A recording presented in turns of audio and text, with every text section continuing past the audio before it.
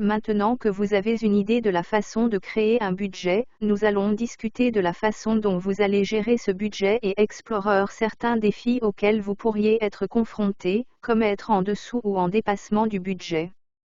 Comme mentionné précédemment, vous voudrez vérifier votre budget régulièrement, mais qu'est-ce que cela signifie exactement? Qu'est-ce que tu vérifies? Comment savoir si vous respectez votre budget ou non? Le suivi du budget est crucial pour un chef de projet pour faire respecter la responsabilité en termes de dépenses. En surveillant régulièrement votre budget, vous serez en mesure de savoir si les plans que vous avez mis en œuvre sont réellement mis en œuvre tant au niveau financier qu'opérationnel. Comme vous vous en souvenez peut-être dans une vidéo précédente, un jalon est un point important dans le calendrier du projet qui indique l'avancement et signifie généralement l'achèvement d'un livrable ou d'une phase du projet. Les jalons sont une mesure pour suivre les progrès du projet. Les jalons sont une excellente occasion de revoir le budget pour identifier si quelque chose doit être réinitialisé ou revisité tout au long du projet. Cela dit, les jalons peuvent servir de point de contrôle pour la gestion et le paiement du budget. Vous avez peut-être convenu dans votre contrat que vous êtes payé à certaines étapes plutôt qu'à la fin du projet. Les contrats fixes sont généralement payés lorsque certaines étapes sont atteintes, tandis que les contrats de temps et de matériel sont généralement payés mensuellement en fonction des heures travaillées et d'autres frais associés au travail, comme les déplacements et les repas. En surveillant votre budget, vous voudrez maîtriser les coûts.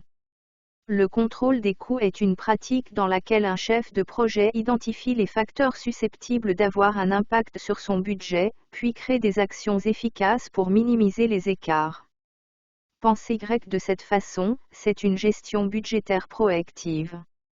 Il est bien mieux d'être proactif avec votre budget que d'être réactif avec votre budget. Si vous réagissez au lieu d'anticiper, vous avez peut-être déjà un problème avec le budget. Afin de contrôler les coûts, vous devez établir un plan d'approbation et informer les parties prenantes appropriées de tout changement qui se produit. Vous devrez vous demander quels intervenants ou sponsors approuveront les feuilles de temps de l'entrepreneur ou du fournisseur. Et les factures. Vous devrez également vous assurer que tout changement dans le budget du projet est accepté.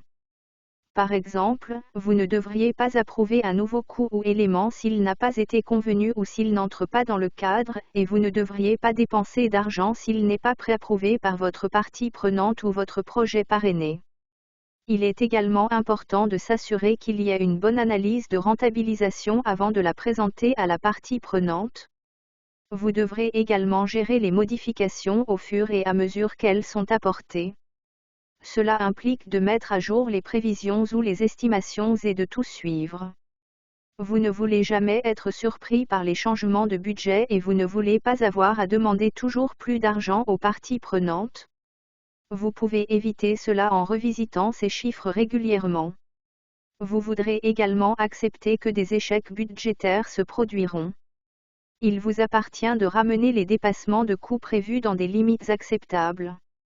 Avant le début du projet, collaborez avec les sponsors du projet et les principales parties prenantes pour déterminer une limite acceptable. Est-ce 1%, 10%? Vous déciderez ensemble. Dans une vidéo précédente, nous avons brièvement parlé de ce qui se passe lorsqu'un projet dépasse ou dépasse le budget. Le dépassement du budget d'un projet peut signifier que l'entreprise disposera de moins de fonds pour d'autres domaines de l'entreprise, alors approfondissons un peu les effets sur une entreprise lorsqu'un projet dépasse le budget.